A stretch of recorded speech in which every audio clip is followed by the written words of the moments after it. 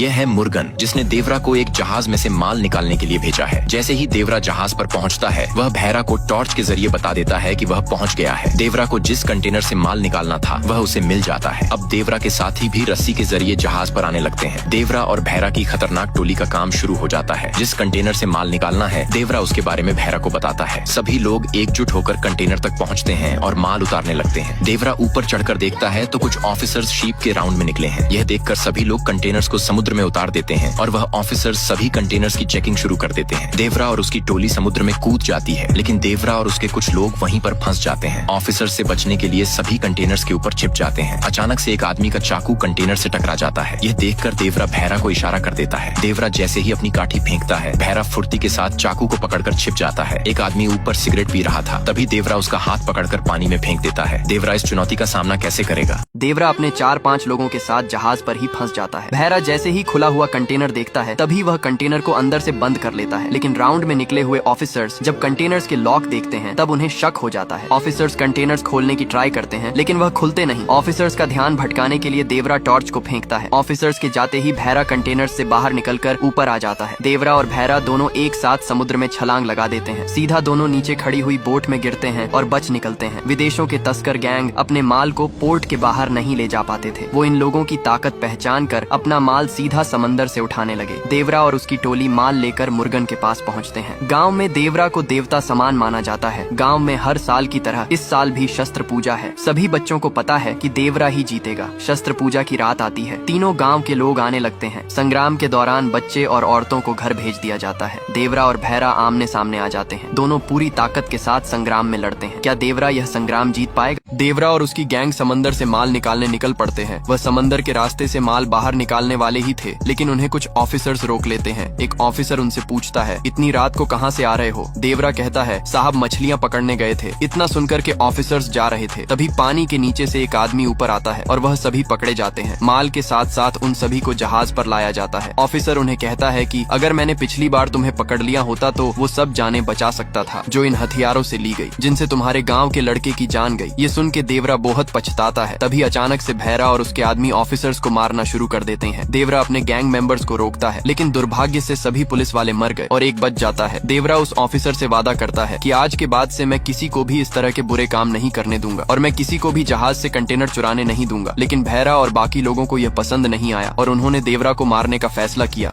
अब भैरा देवरा को मारने का फैसला कर चुका था। भैरा देवरा को अपने भाई की शादी में बुलाता है। वहाँ पर देवरा सिंगप्पा के पास जाकर बैठता है, लेकिन भैरा का दोस्त देवरा को अपने पास बुलाता है। वे सभी देवरा को मदिरा पिलाकर नशे में धुत कर देते हैं। कुछ लोग देवरा को मारने की बात कर रहे होते हैं और वह बात रायप्पा सुन लेता है। रायप्पा वह बात भैरा को बताता है। भैरा रायप्पा से कहता है, अगर तूने देवरा को मारने में हमारी मदद नहीं की तो मैं तेरी बहन को मार दूंगा। ये सुन के रायप्पा मान जाता है। जब देवरा नशे में होता है, तब रायप्पा उसे बताता है कि हमारे गाँव के कुछ लोग समंदर में लूट के लिए जा रहे हैं। ये सुनकर देवरा गुस्से में उन्हें रोकने के लिए निकल पड़ता है। वहाँ पहुँचते ही देवरा को कोई नहीं दिखता। नशे की वजह से देवरा वहाँ पड़े हुए पत्थर पर बेहोश हो जाता है। लेकिन तभी कुछ गुंडे समंदर में से तो कुछ रेत में से बाहर निकलते हैं। सभी देवरा की तरफ बढ़ रहे होते हैं। एक गुंडा देवरा को मारने के लिए उसके पास पहुंचकर वार करता है, लेकिन तभी देवरा जाग उठता है। वह सभी गुंडे देवरा पर एक साथ वार करते हैं, लेकिन किसी में इतना भी दम नहीं था कि देवरा को मार सके। देवरा एक खतरनाक योद्धा बनकर उन गुंडों को मारता रहा। अब जैसे ही सुबह होती है तो गांव के सभी लोग देखने आते हैं कि समंदर में क्या हुआ है और वे सभी देखते हैं कि इतने सारे लोग मारे गए हैं। तभी भैरा का दोस्त कोरा उठ के बताता है कि यह सब देवरा ने किया है। ये सब के बावजूद देवरा ने पत्थर पर लिख रखा था कि अब से जो कोई भी जहाज से कंटेनर चुराने की कोशिश करेगा या गलत काम करेगा तो उसे इस देवरा का सामना करना होगा और मैं तुम सभी के लिए एक अदृश्य डर बन जाऊंगा। ये देखकर भैरा के अंदर देवरा का खौफ बैठ जाता है। इन सबको हुए 2 साल बीत चुके थे। भैरा देवरा का खात्मा करने के लिए अपने गांव के बच्चों को अपनी शरण में लेकर देवरा को मारने के लिए एक खतरनाक नीडर सेना बनाने में जुट जाता है। भैरा की यह खूंखार सेना का एकमात्र लक्ष्य था देवरा का अंत। ये है देवरा का बेटा वरा। ये झूठी कहानियां बनाने में उस्ताद है। देवरा की एक भी गुण इसके अंदर नहीं है। सिंगप्पा की बेटी ठंगम भी अब बड़ी हो चुकी है। ठंगा को लगता है वरा उससे मिलने आया है, लेकिन वरा ठंगा के पिता से शस्त्र पूजा के विषय में कुछ बात करने आया है। क्या डरपोक वरा शस्त्र पूजा के संग्राम में जीत पाएगा?